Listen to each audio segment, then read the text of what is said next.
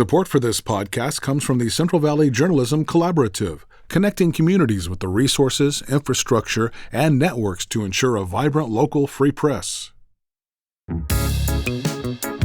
From KVPR in Fresno, this is Central Valley Daily. It's Tuesday, January 6th. I'm Elizabeth Arkalian.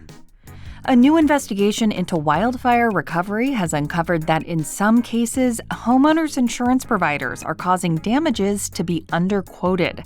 That means homeowners are not getting all the funds needed for repairs. These internal claims-cutting practices aren't just happening to fire victims, they're happening to people dealing with all kinds of accidents and disasters with their insurance companies. We'll learn more in just a moment, but first, these headlines. California's updating REAL IDs of more than 300,000 people to comply with federal regulations. The move comes after an audit by the state's Department of Motor Vehicles. It found thousands of licenses were issued to people with expiration dates that did not match the expiration dates on their work permits. The state estimates that update affects just over 1% of those with REAL IDs. The DMV will waive fees to update the REAL IDs and will notify all affected customers in the coming weeks. Today marks 5 years since the January 6th attack on the U.S. Capitol. Violent rioters ransacked the Capitol in an effort to block the certification of the 2020 presidential election.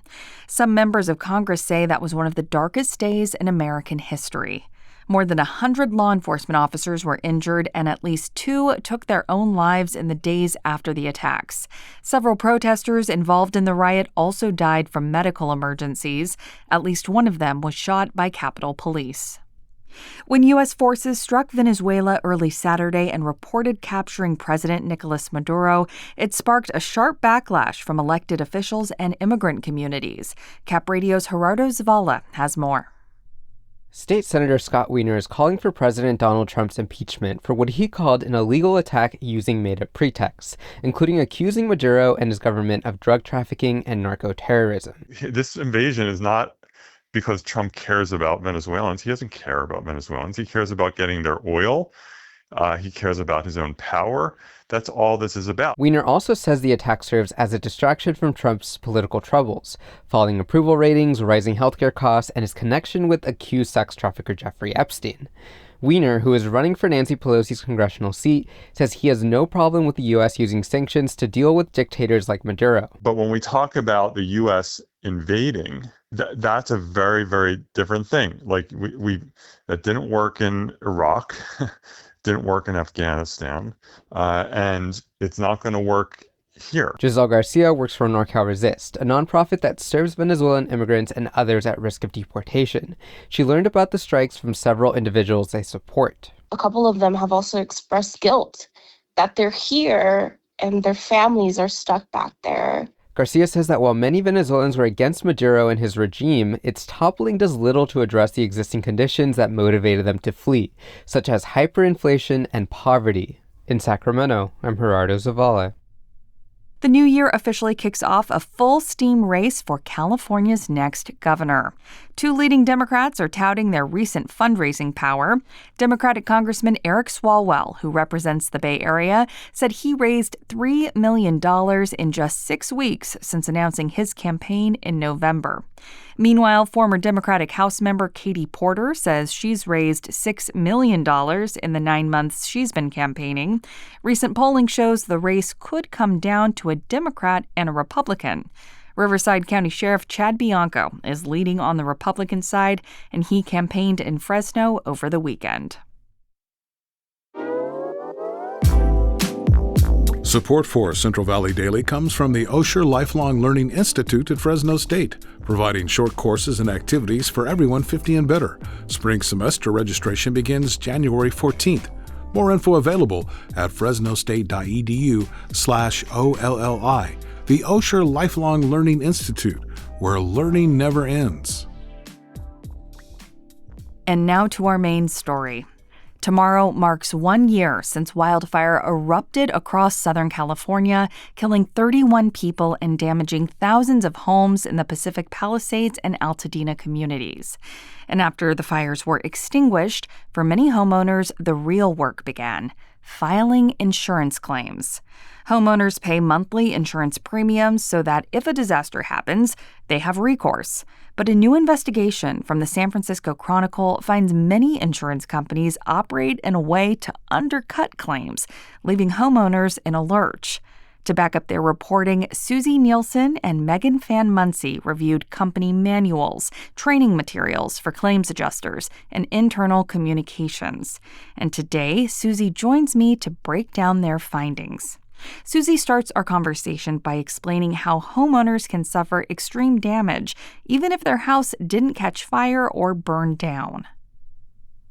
Soon after the LA fires happened, my colleague Megan and I traveled to LA and started speaking with as many people as we could, insurance adjusters, builders, and most of all, affected homeowners. And one thing that kept coming up was that while people whose homes had burned to the ground were obviously suffering immensely, there was this kind of hidden additional problem of people whose homes actually looked fine when you just saw them from a distance. But when you go inside and you maybe look around, you see that these homes are filled with ash and toxic smoke from all of the other homes and the electric cars and industrial facilities that burned in these fires. And as scientists are learning more about this kind of what they call urban fire smoke, they're learning that it contains all of these incredibly toxic substances like lead, beryllium, which is this metal that can cause lung damage in even tiny, tiny microscopic amounts. And these homeowners were trying to get their homes cleaned and repaired from all this smoke damage, but their insurance companies were essentially telling them that the damage did not exist. And they were refusing to test their homes for these metals. And then a lot of homeowners would pay out of pocket for their own tests, but then their insurance companies would still send them these repair estimates that were way lower than what independent experts said it would cost to repair their homes. And so these families were stuck in these agonizing month-long battles. Their homes looked fine, but they couldn't return. And a lot of them told us that, they actually had wished that their homes burned down because of how agonizing and scary it was. Yeah, almost like a phantom problem in a way. Like just because you can't see it doesn't mean that toxicity isn't there in the home, right? Right. And most of the families we talked to that were fighting their insurance companies, for every family we talked to, there were probably many more that just went home and said, I'm just going to not deal with this. But the families that really held out and spoke to us were those who had small children because their tests revealed high levels of lead in their homes. And lead is highly toxic to developing children and can harm and impede brain development for babies and toddlers and small kids. So it was really those families that were fighting the hardest against these insurance company practices. What's really interesting about your report is that you focus on what's called in-house claims editing rules. So how were insurance companies using these rules to potentially benefit themselves? Yeah, so when you think about insurance companies, I think of an insurance company as a company whose primary job is to protect people from disasters. And that is certainly the service they sell. But ultimately, at their core, insurance companies are for-profit entities. So while they may be selling protection, their ultimate goal is to make sure that they make a profit and that they stay in business and that they protect their own assets. And what Megan and I found is that these internal claims editing rules really help insurance companies do that consistently, even in the event of a major disaster. So they're basically the industry's way of controlling their costs as much as possible. So a couple of examples, I think most of the rules that we uncovered don't appear to be these crazy reductions. So one of the rules we saw a lot of is that insurance companies will often only pay for one coat of paint on a wall, even though most of the time it usually takes 2 or more coats to really make the wall look good. Or, they'll refuse to pay for contractors' protective equipment like masks and gloves because they say the contractor should pay for that themselves. These things don't sound like they're going to majorly reduce an estimate, but across a whole claim, when you add up the hundreds of rules they have, and then you add those across thousands or tens of thousands of claims, you can really start to see how they add up to huge savings for the insurance companies. And for the individual clients, these customers, the many rules over time can add up to getting a lot less on their claims payout. And We spoke to many people who are supportive of the insurance industry, and they say that these internal rules are kind of like guardrails. So they'll protect the industry and homeowners from excessive charges. But in practice, we found that these internal rules are actually removing really important and necessary work from repair estimates. Yeah, I really kind of bizarre when you talk about the line items, but also I appreciate you explaining, that obviously these companies do have a bottom line that they have to remain operable, but it shouldn't be at the expense of the people filing claims. And that's really what you're digging into. Now, you write that California has some of the nation's strongest laws protecting insurance policyholders from receiving repair and reconstruction estimates that are, quote, unreasonably low. But if that's the case and there are strict laws protecting policyholders, how is this type of thing happening? Yeah, no, it's a great question. And, I think that insurance is a pretty heavily regulated industry in California. And so when we read through a lot of these regulations that the Department of Insurance has, we thought that they could help protect policyholders from what people call lowballing. The idea that an insurance company will give you this estimate and they'll say, this is all we'll pay, and it's way too low. And yet we kept coming across stories of homeowners that were getting lowballed, and yet they would not get any kind of response from the Department of Insurance. And they were not really getting anywhere with their claims, even when they would point out that this estimate was way too low. One person we spoke with, his initial estimate from State Farm was 5% of what his contractor said he needed. It was so low. It just seemed absurd on its face to us.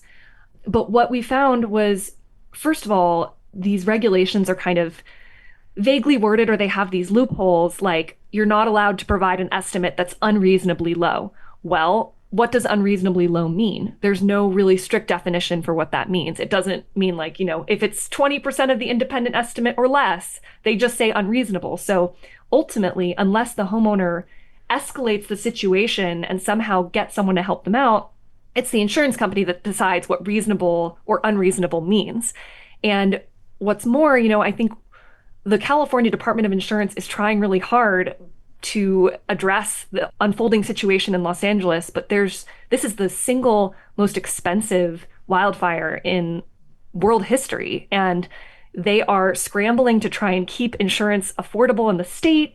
They're kind of putting out all sorts of fires. I mean, no pun intended, but they're dealing with all this stuff. And I think a lot of policyholders have felt like the department is slow to respond to their complaints about this. So even if the regulations exist, they may not be being enforced very well. So some of this might seem a bit in the weeds for people, especially since your reporting really focused on people in LA County. But to you, why should this matter to people here in Central California and people across the state, really?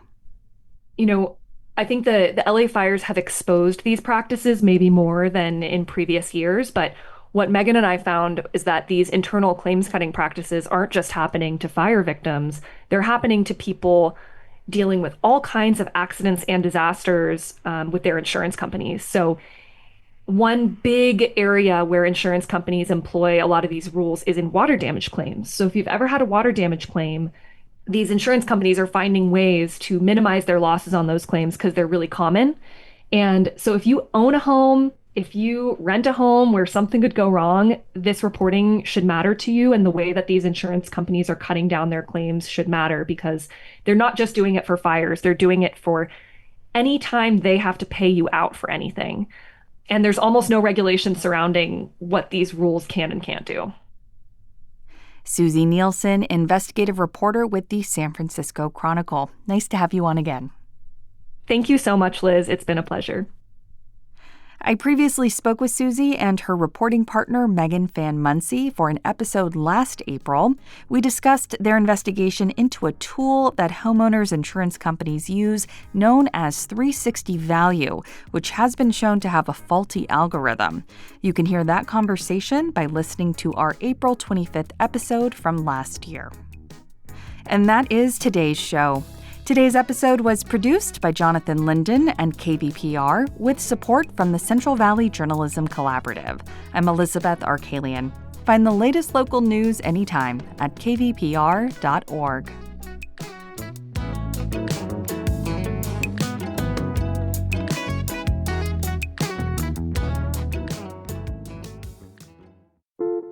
How does AI even work? Where does creativity come from? What's the secret to living longer? TED Radio Hour explores the biggest questions with some of the world's greatest thinkers. They will surprise, challenge, and even change you. Listen to NPR's TED Radio Hour wherever you get your podcasts.